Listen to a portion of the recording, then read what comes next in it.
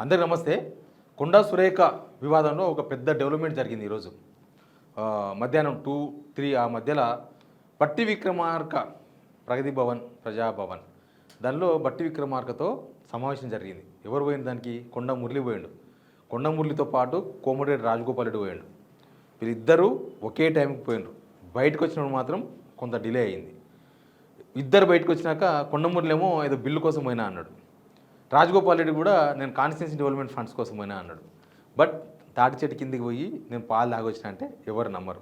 పోయింది, మీటింగ్ జరిగింది, 100% ఒకటే మీటింగ్ అది. ఆ మీటింగ్ తర్వాత బిల్స్ గురించి మాట్లాడరేమో కానీ అదే మీటింగ్. ఏంది అసలు విషయం ఏంటంటే, ఇక్కడ రేవంత్ రెడ్డి విషయంలో ఒక అచ్చ కాంగ్రెస్ ఫ్యామిలీని పార్టీకి దూరం చేసుకోవద్దు అనేది అచ్చ కాంగ్రెస్ లీడర్లలో ఒకటి యూనిటీ కనిపిస్తుంది. ఇక్కడ రేవంత్ రెడ్డి కోసమే కదా ఎంత జరిగింది. రేవంత్ రెడ్డి అన్నందుకు రేవంత్ రెడ్డి అన్నారు.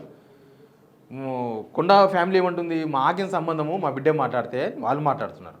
సరే, ముందు సబ్స్క్రైబ్ చేయండి, షేర్ కూడా చేయండి. చాలామంది చూస్తున్నారు కానీ సబ్స్క్రైబ్ చేస్తలేరు, అది కూడా చేయండి. వాల్యుబుల్ వార్తలు చేద్దాం. అయితే కొండ మురళి ఆయన ఫస్ట్ వినండి. డిస్కషన్ నేను చేయలేదు, దానికి నాకు సంబంధం లేదు. అది నా బిడ్డ ఇష్యూ. 30 సంవత్సరాలు ఉన్నాయి దానికి, దాని బిడ్డకు 15 సంవత్సరాలు ఉన్నాయి. వాళ్ళ ఇష్యూ. ఇప్పుడు మేడం మీద సిసిసి కమిషన్ కమిటీ ఇచ్చిన నివేదిక ఉన్నది. నేను ఇప్పుడు ఏం మాట్లాడన్నా, ప్లాన్ అది ఏం చేసింది, ప్లాన్ బిల్ ఏం చేసుకుంటుందో నా బిడ్డకు తెలుస్తుంది, నాకు తెలుస్తుందా అన్న. ఇప్పుడు కవిత గారు పోయారు, వాళ్ళది వాళ్ళు, మాది మేము. మీ బిడ్డకు మీకు సంబంధం లేదా? మా బిడ్డ మా కుటుంబం అన్న, సంబంధం ఏంటి? అంతే, ఇంకా అదే రిపీట్ అవుతూ ఉంటుంది. ఏంటంటే కొండా సుస్మిత మా బిడ్డనే, కానీ ఆమెకు 37 సంవత్సరాలు ఉన్నాయి, 15 సంవత్సరాల బిడ్డ ఉంది, కాబట్టి మాకు సంబంధం లేదు. మా కూతురే కానీ ఆమె రాజకీయంతో మాకు సంబంధం లేదు. ఆమె ప్లాన్ ఏ ప్రకారం మాట్లాడుతూ ప్లాన్ బి ఏముంటుందో మాకు తెలియదు. ఒకవేళ ఏముంటే ఆమె మీద చర్యలు తీసుకోండి అనేది ఈయన చెప్తున్నది, కొండా మురళి చెప్తున్నది. అయితే దీనిలో చాలా చాలా అర్థాలు కనిపిస్తున్నాయి. ఫస్ట్ నుంచి వాళ్ళు అదే మాట్లాడుతున్నారు. కొండా సురేఖ కూడా ఫస్ట్ నుంచి ఆమె ఇచ్చిన వివరణ కూడా అదే కదా క్రమశిక్షణ కమిటీకి. నాకేం సంబంధం లేదు, నా బిడ్డ ఆమె మాట్లాడింది, నాకు సంబంధం లేని విషయాలు, నాకు ఇచ్చిన నోటీస్ వాపస్ తీసుకోండి అని ఇచ్చారు. మళ్ళీ కూడా నోటీస్ ఏమి ఇవ్వలే ఆమె, ఆడికి క్లోజ్ అయిపోయింది. తర్వాత క్రమశిక్షణ కమిటీ ఓ రిపోర్ట్ ఇచ్చింది, 24 అవర్స్ అయింది అంతే. కరెక్ట్గా 24 అవర్స్లోనే ఈ మీటింగ్ జరగడం చాలా చాలా చాలా కథ ఉంది ఈ మీటింగ్ కనుక. ఏంది అసలు మీటింగు, ఏంది విషయం అంటే, ఇక్కడ ఒరిజినల్ కాంగ్రెస్, అచ్చ కాంగ్రెస్ వాళ్ళలో ఉన్న చర్చ ఏంటంటే, ఇక్కడ రేవంత్ రెడ్డే కదా పోయి గెలికింది, రేవంత్ రెడ్డే కదా. రేవంత్ రెడ్డి ఎన్నిసార్లు క్రమశిక్షణ తప్పలేదు, 2034 దాకా నేనే ముఖ్యమంత్రి అన్నాడు, ఎందుకు ఆయనకు నోటీస్ ఇవ్వలేదు? పరకాల పోయి ఆడ అభ్యర్థిని ప్రకటించాల్సిన అవసరం ఏముంది? రేవంత్ రెడ్డి పర్టికులర్లీ ఆయన పచ్చ కాంగ్రెస్ కోసం పనిచేస్తున్నాడు, ఆడున్న ప్రకాష్ రెడ్డి కూడా పచ్చ కాంగ్రెస్ కాదు అనే భావన ఒరిజినల్ కాంగ్రెస్, అచ్చ కాంగ్రెస్లో ఉంది. బహుశా ఈరోజు జరిగిన మీటింగ్లో నిన్న ఈ క్రమశిక్షణ కమిటీ వాళ్ళు రిపోర్ట్ ఇచ్చిన తర్వాత ఇంకా అయిపోయింది, ఇక వేటే మిగిలింది, ఇంకా వేటు వేసేస్తారు, ఆమెతో రాజీనామా చేయించేందుకు ఒత్తిడి పెంచుతున్నారు. అదైతే నిజం, ఆమె మీద ఒత్తిడి ఉంది. రాజీనామా చేయిస్తే గొడవ ఉండదు, రాజీనామా చేద్దామని. ఆమె చేస్తలేదు రాజీనామా, ఆమె ఇంకా కొంత యాక్టివ్గా పనిచేస్తుంది మంత్రిగా. అయితే వీళ్ళు బహుశా రాజగోపాల్ రెడ్డి రావడం కూడా, రాజగోపాల్ రెడ్డిగా ఒక ఒరిజినల్ కాంగ్రెస్ మ్యాన్గా వచ్చిన ఖచ్చితంగా ఇక్కడ రేవంత్ రెడ్డిని ఒంటరి చేసే ప్రయత్నాలు అయితే నడుస్తున్నట్టున్నాయి. అంటే రేవంత్ రెడ్డి కోసం ఒక కాంగ్రెస్ ఫ్యామిలీని పోగొట్టుకోవడం అవసరమా? రేవంత్ రెడ్డి ఉంటాడో ఉండదో తెలియదు కాంగ్రెస్లో. రేవంత్ రెడ్డి ఎమ్మడొచ్చిన పచ్చ కాంగ్రెస్ వాళ్ళు పార్టీలో ఉంటారో ఉండరో తెలియదు. కానీ కాంగ్రెస్ వాళ్ళని ఉంటారు కదా, అట్లాంటిది కాంగ్రెస్ వాళ్ళని ఎందుకు ఓట్టుకోవడం? ఒక జిల్లాలో ఒక కథ కార్ఖానా ఇదంతా నడుస్తుంది. మల్లికార్జున ఖర్గే దగ్గరికి వచ్చిన తర్వాత కూడా ఆమె సైలెంట్గా ఆమె పని ఆమె చేసుకుంటుంది. బహుశా ఆయన చెప్పిండేమో, నీ పని నువ్వు చేసుకోమ్మా, ఎందుకు వివాదాలు అవన్నీ తర్వాత చూద్దామని చెప్పిండేమో, ఏమైందో తెలియదు. ఇక్కడ ఏమవుతుందంటే కొంతమంది, ఇప్పుడు మల్లురవి లాంటి వాళ్ళు, లేకపోతే పిసిసి మహేష్ కుమార్ గౌడ్ లాంటి వాళ్ళు, వీళ్ళు ఏంటంటే రేవంత్ రెడ్డి ప్రెషర్కు లొంగుతున్నారు.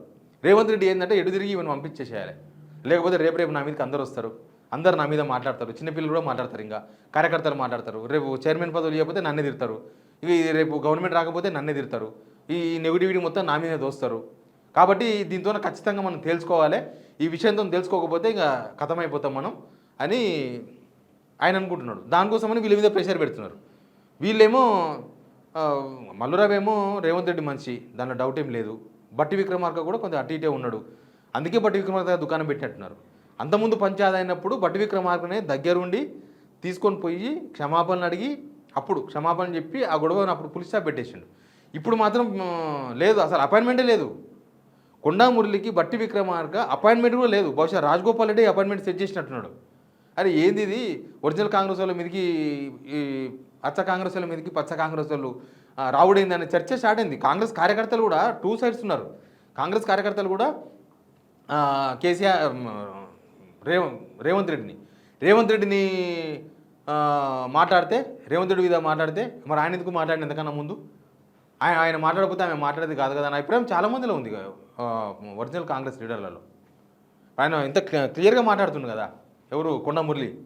అప్పుడు కవిత ఉంది, కేసీఆర్ కవిత వాళ్ళు విడిపోయారు. కవిత ఏదో మాట్లాడుతుంది, కేసీఆర్ సంబంధమా?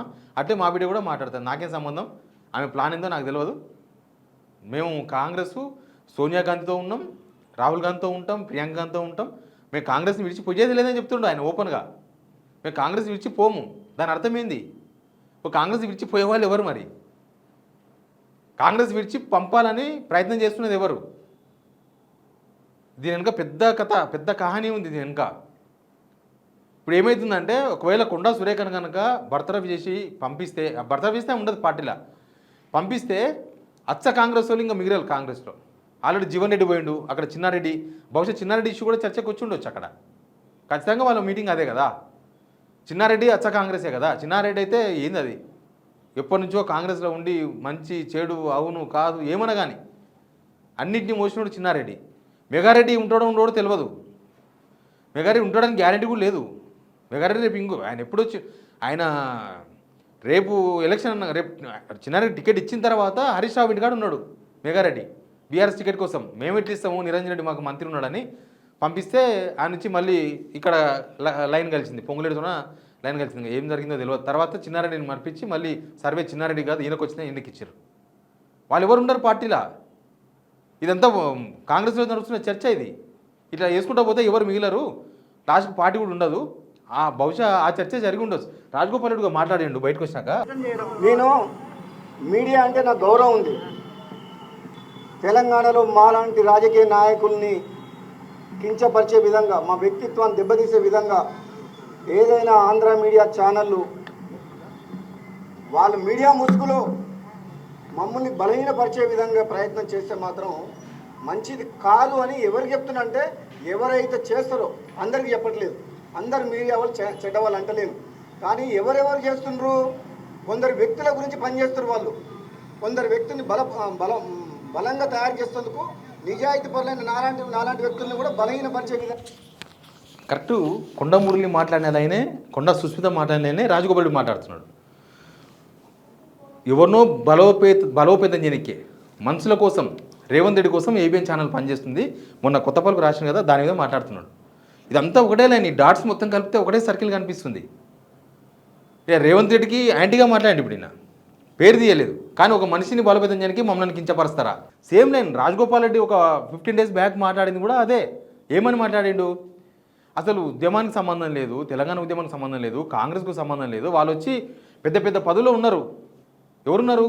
పొంగులేటి శ్రీనివాస్ రెడ్డి, రేవంత్ రెడ్డి, ఇంకా చాలామంది ఎక్సెట్రా. ఇప్పుడు ఈ అచ్చ కాంగ్రెస్ పచ్చ కాంగ్రెస్ బ్యాచ్ కూడా అదే చర్చ కదా. అచ్చ కాంగ్రెస్ అంటే పచ్చ కాంగ్రెస్ అంటే ఆయన మాట్లాడింది ఇదంతా ఒకటే లైన్, అదంతా ఒకటే లైన్. కాబట్టి ఇక్కడ నాకు తెలిసి ఇక్కడ కనిపిస్తున్న సిచ్యువేషన్ చూస్తే హైకమాండ్ ఏమో స్పందించదు. వాళ్ళు రాజీనామా చేయించామని చెప్పిండ్రు, వదిలేసిండ్రు, అయిపోయింది.